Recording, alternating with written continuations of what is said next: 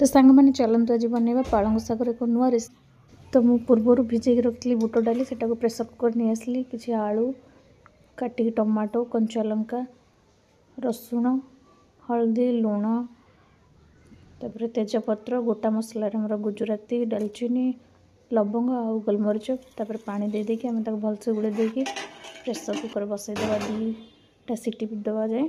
तापर आम चलतु मसला रेडी करवा। मसला कि प्रथम अदा रसुण कंचा लंका गोटे पेस्ट बनईदेवा। तापर 2टा पियाज को भलसे चॉप करदे टमाटो टे काटी नवा।